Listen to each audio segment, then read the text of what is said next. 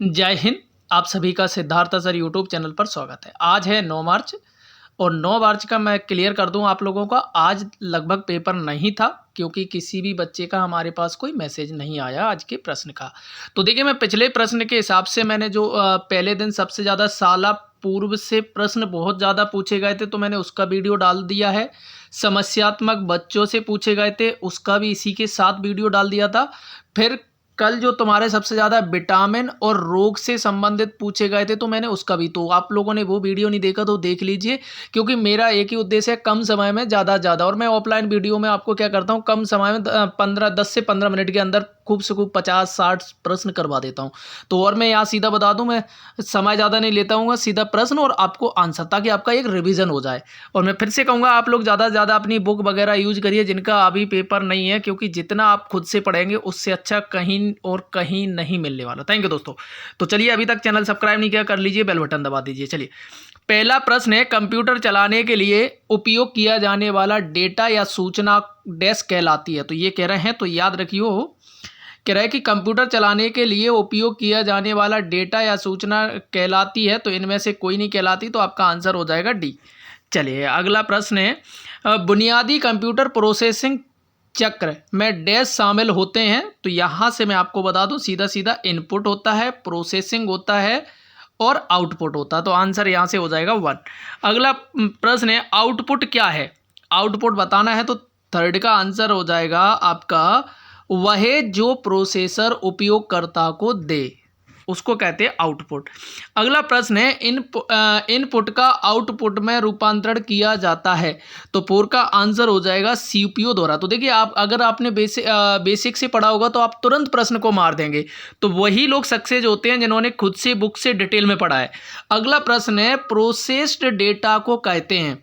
तो 5th का अगर मैं आंसर की बात करते हैं, आउटपुट कहते हैं, आउटपुट बोलते हैं। चलिए, अगला, कंप्यूटर में जाने वाला डेटा को कहते हैं, ये आपको बताना है, तो 6 का आंसर हो जाएगा इनपुट कहते हैं। चलिए, अगला प्रश्न है, निम्नलिखित में से कौन सा सबसे बड़ा, सबसे तेज और सबसे महंगा कंप्यूटर है। तो 7 का आंसर हो जाएगा सुपर कंप्यूटर।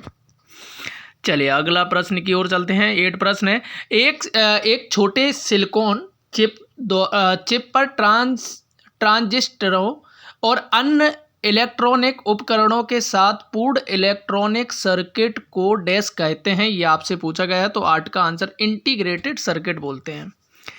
अगला प्रश्न है, भारत में विकसित परम सुपर कंप्यूटर का विकास किस संस्था ने किया था, ये आपको बताना है, तो 9 का आंसर हो जाएगा सीडेक ने किया था। चलिए, अगला प्रश्न है, प्रिंट के लिए कौन सा मेन्यू सिलेक्ट किया जाता है। तो ये मेन्यू से पूछा जा रहा है, C+F दबा के क्या आएगा, ये आप अच्छे से देख के जाइए। कल MS एक्सेल वगैरह से भी प्रश्न पूछे गए हैं, तो आप देख लेना थोड़ा डिटेल में।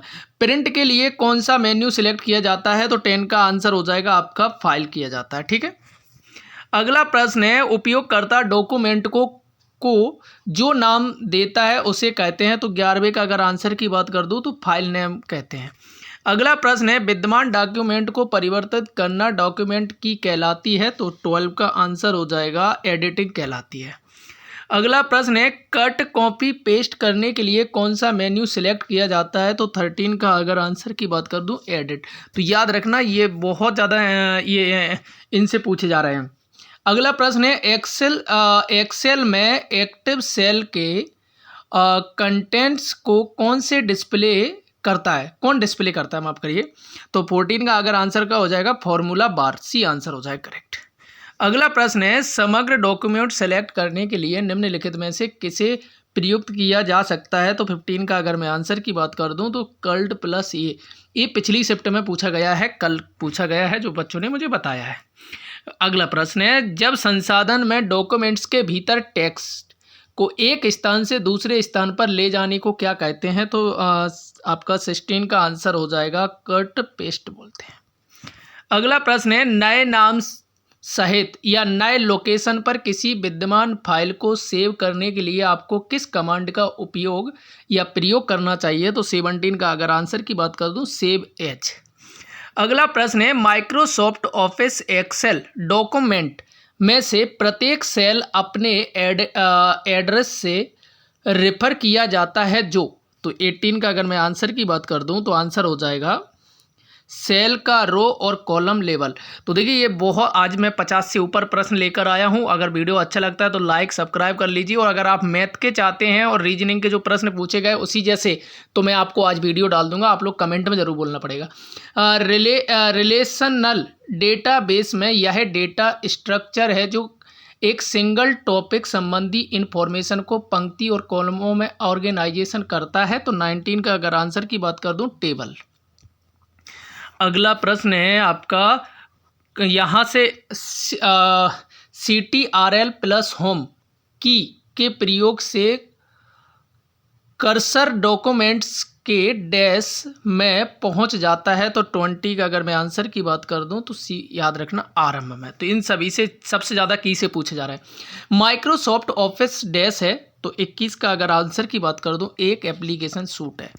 अगला प्रश्न है स्प्रेडशीट में डेटा कैसे ऑर्गेनाइज होता है। तो 22 का अगर मैं आंसर की बात कर दूं पंक्ति एंड स्तंभ से। अगला है कटिंग और पेस्टिंग के साथ काटी गई मद अस्थायी रूप से डैश में स्टोर की जाती है। तो 23 का अगर आंसर की बात कर दूं क्लिप बोर्ड बोलते हैं उसे।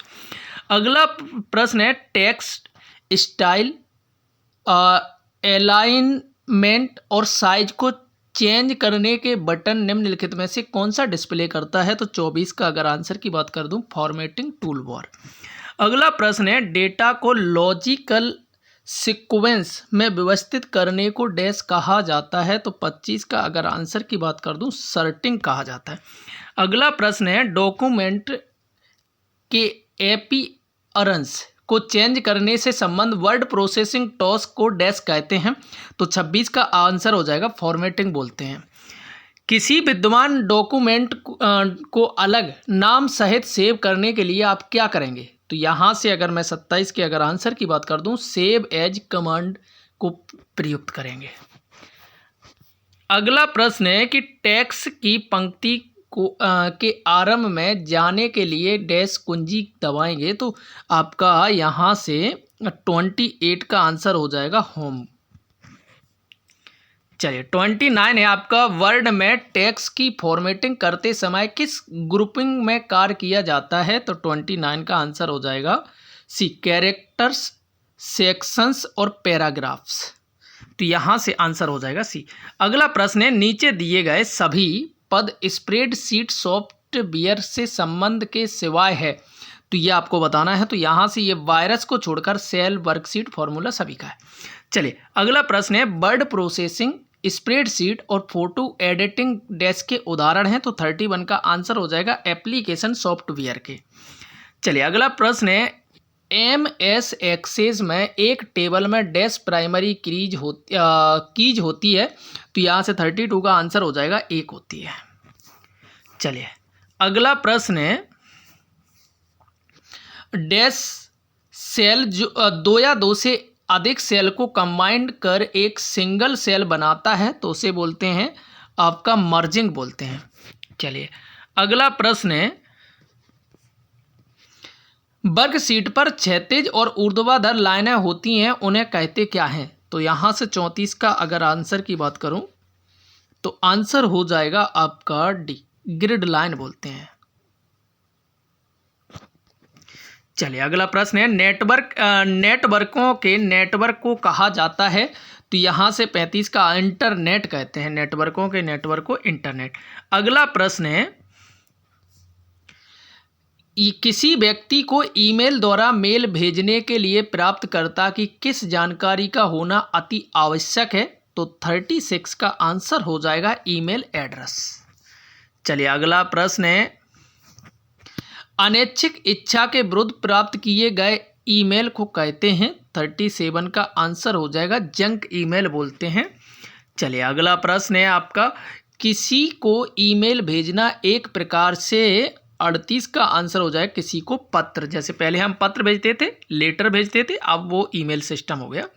अगला प्रश्न है एक गोपनीय कोड जो किसी प्रोग्राम को एक्सेस करने की अनुमति प्रदान करता वह है। 39 का आंसर हो जाएगा पासवर्ड कहते हैं उसे।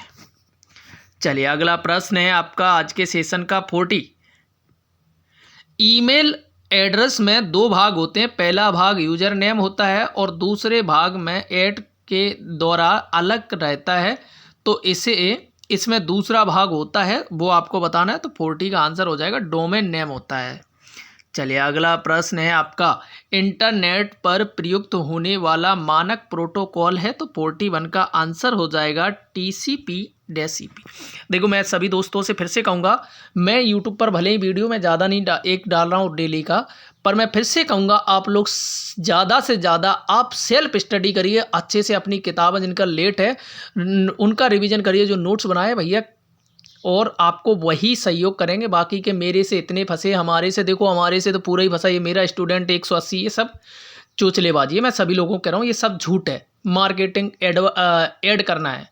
चलिए, किसी वेबसाइट के पहले प्रदर्शित होने वाले पेज को कहते हैं। तो 42 का आंसर हो जाएगा होम पेज कहते हैं।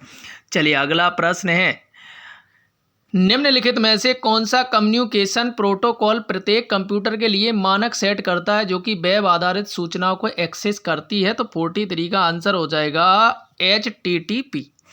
अगला प्रश्न है कि Google, Yahoo, MSN, Netscape, Navigator इत्यादि वेबसाइट हैं, ये आपको बताना है। तो 44 का आंसर हो जाएगा, ये सर्च इंजन है, यहाँ से हम खोजबीन करते हैं।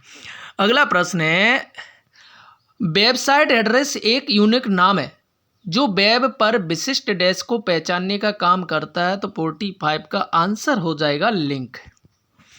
अगला प्रश्न है, किसी भी शैक्षिक संस्थान को सामान्य रूप से दर्शाने के लिए निम्न में से कौन सा डोमेन नेम प्रयुक्त होता है। तो 46 का आंसर हो जाएगा आपका .edu।